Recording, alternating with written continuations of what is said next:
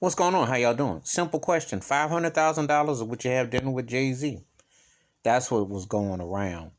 And I thought, that's a no-brainer for me. Should give me the money. Should I have my own? You know what? If you want Jay-Z to come along with the 500,000, just get him a cardboard. Get a printout cardboard, stick it there in the chair and say, just sit here, Hov. And you be like, your boy, and you just gonna sit here and watch me as I eat. I mean, come on now. But there are people who would take Jay-Z over the money. There's some diehards. There's some people all into that. There's nobody that's living that I would take over $500,000 unless, of course, I'm like they happen to be a very close family member or maybe a really good friend. I have to think, then I have to think about that on the second part. But there is nobody that's in Hollywood or a celebrity or a politician, any of that I would take over $500,000. Are you crazy? Give me the money. Nothing.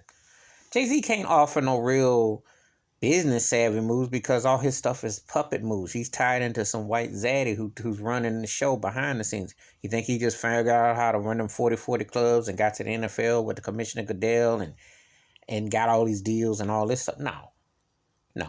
Because he ain't really showed me much as a businessman. I think he a bit overrated. The Tidal Music Services, the whole thing with Rockefeller, the whole thing with Dame Dash, all that stuff has been trash. Def Jam, how he ran it. Nothing showed me that he just knew how to network himself and to politic himself. He definitely smart enough to align himself where the bag is to keep his hand in the bag. He learned some good smart hustle points, Much kind of along the lines like if I go back in the day, one of the people in the music industry that I learned a lot of that fingers in the pie game was Quincy Jones, because he was real good about getting in TV, film, all that networking. That's what you do. And it's even more so for hip-hop heads because you're not making no money with the records. If you got to pay for the studio time, the sampling, the clearance, all that, the other stuff, production fees, all that. So you had to get into entrepreneurship, clothing line, liquor line, all that other stuff. And I always will say this.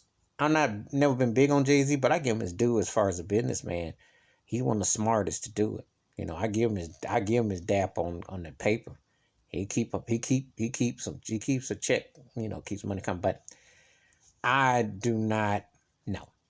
Give me the money. But what would you do? Would you rather have $500,000 cold hard cash, tax free? Or would you want to sit down with Jay-Z? That's a legit question. Or it could be anybody for that matter. What would you do? Please hit like, subscribe, welcome thoughts and comments, and I do respond. Thank you. Wash your hands, keep your mind clear, watch out for another. And if this is even a real question that's being asked out here, it's pretty scary that people wouldn't take the money. I know I would.